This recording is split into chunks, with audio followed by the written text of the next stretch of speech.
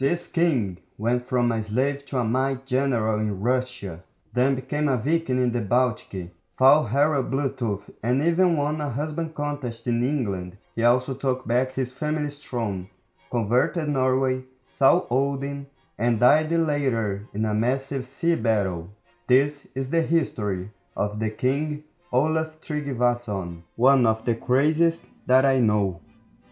Hello everyone, so today I want to share with you a very interesting history about a Norwegian king that I think is one of the most interesting people in the medieval times. So first of all, we must say that his family, descended from Harald Harfager, the king who unified Norway for the first time, had lost its power to an earl called Hakon, called by some Hakon the Great. Astrid, his mother, was a widow and was persecuted by Hakon's orders, so she wanted to escape with some loyal servants to Gardarik, that is, to Russia, to encounter her brother, Sigurd Eiriksson, who was a friend of the king. She was also pregnant and went into labor while in a little island in a lake. The boy received his father's name, and they continued their journey.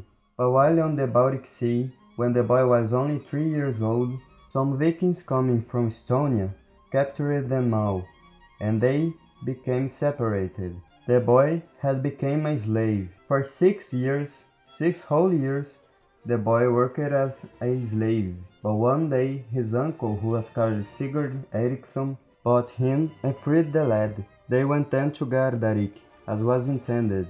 Now, while in Gardarik, Olaf saw a man called Cleric. This cleric was the one who captured him to sell as a slave. Not only that, but he also killed Thorolf, one of the loyal servants who accompanied his mother. He, filled with anger, took an axe and killed him.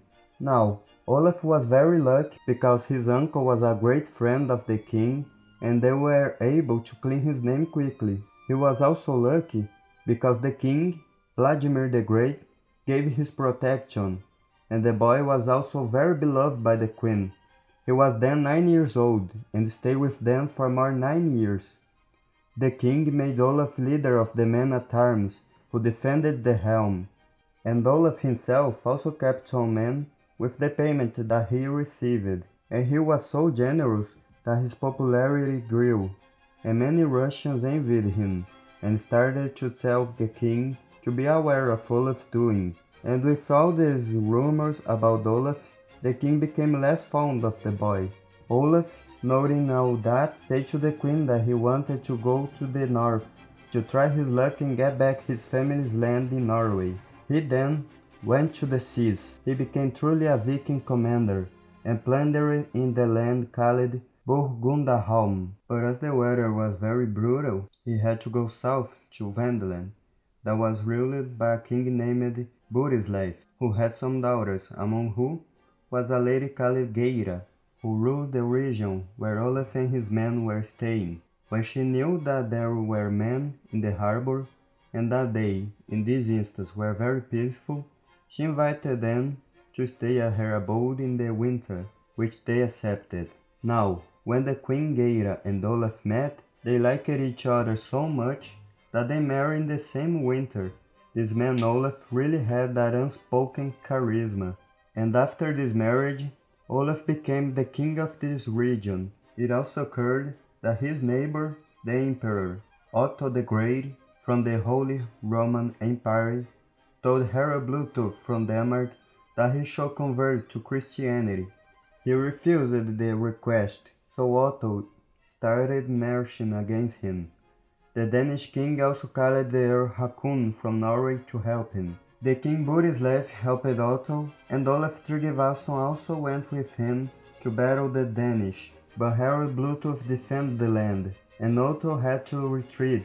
But in a second battle, the emperor obtained victory, and the bishop Opal instructed Harald Bluetooth in the faith. Hakon was also baptized, but later rejected this Christianity. Olaf Tryvason ruled with Geira for 3 years in Vendland, but she became sick and died of her illness some time later. Olaf felt this loss so much that he could find no joy or pleasure in Vendland.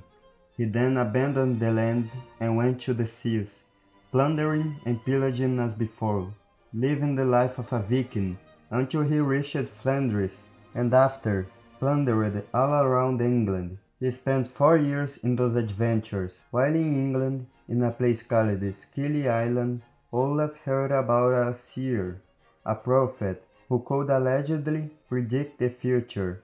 He was very curious about that and went to see the seer, asking about his kingdom and other parts of his fortune. To what the man answered, "Thou wilt become a renowned king, and do celebrated deeds. Many men will do bring to faith and baptism, and both to thy own and others good, and that thou mayst have no doubt of the truth of the answer. Listen to these tokens. When thou comest to thy ships, many of thy people will conspire against thee, and then a battle will follow in which many of thy men will fall, and thou wilt be wounded almost to death and carried upon a shield to thy ship. Yet after 7 days thou shalt be well of thy wounds, and immediately thou shalt let thyself be baptized." And it indeed happened as the seer predicted. There was a riot, the king was wounded, but healed after 7 days. Olaf then became a Christian, a Viking Christian,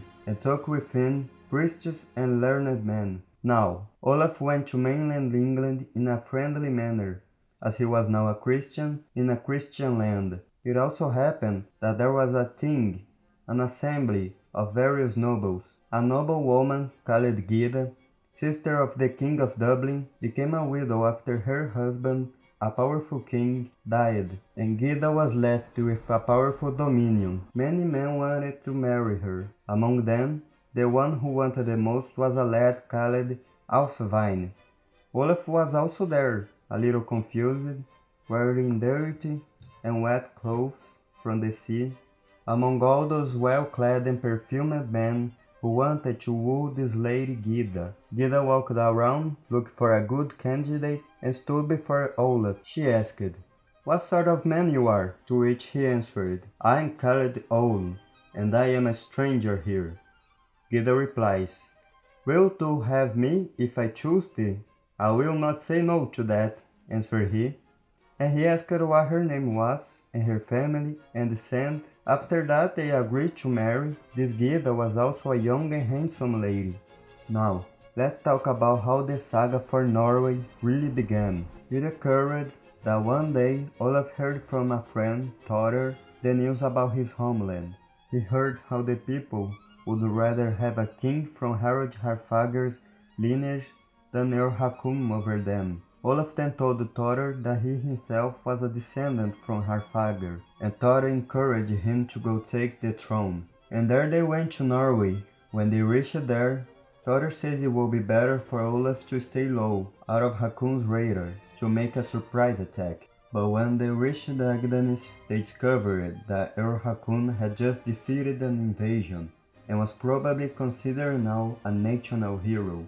Fortunately for them, the Earl was actually having trouble with the Bonds, the landowners of Norway, even though he won those great battles. The reason was because Earl Hakon was a tyrant and a womanizer, and he had the custom of taking the landowners' wives and daughters to use them for 1 or 2 weeks, and this revolted the Bonds.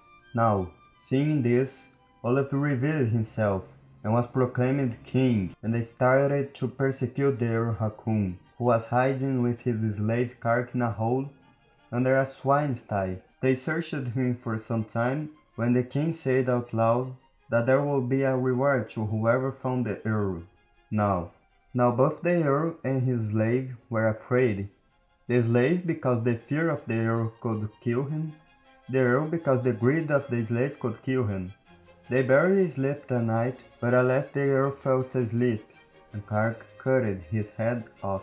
He went then to King Olaf expecting some reward, but got also killed, as nobody who betrayed his master should have a reward, according to the king. Now the reign of Olaf really started. It was then 995 AD, and he would reign until the year 1000, and in those 5 years he fought to make Christianity the main religion in Norway. One notable example of this effort occurred when a man called Harald the Strong resisted Christianity, and escaped to the fjord of Salten. When Olaf went after him, there was a giant thunderstorm that remained for 1 week, a natural/magic barrier that protected this house. Olaf then asked the bishop Sigurd for help, and the bishop organized a Christian ritual and opened the way in the storm. Just like Moses opened the Red Sea, leading to where Raud was. Olaf then forced the people to receive baptism, but Raud died refusing Christianity,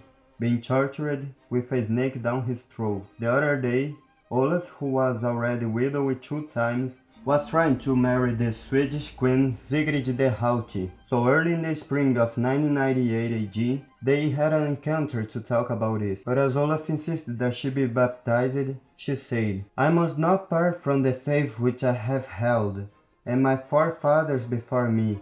And on the other hand, I shall make no objection to your believing in the God that pleases you best." Then King Olaf was enraged, and answered, "Why should I care to have thee, an old faded woman, and a heathen jade?" And then he struck her in the face, rose up, and went away. Sigrid then said, "This may some day be thy death." Now, Olaf was a big enemy of the pagan faith, as we can see, and this not only angered the pagans of Norway, but even higher figures.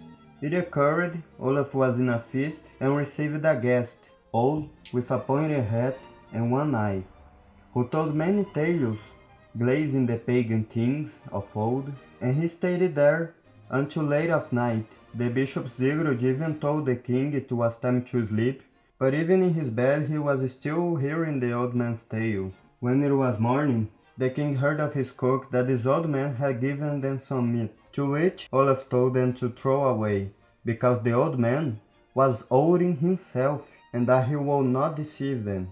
Now, in the year 1000, the king was led to a trap made by an alliance of 3 of his enemies, the king of Sweden, the king of Denmark, and Eric, the son of the Earl Hakon.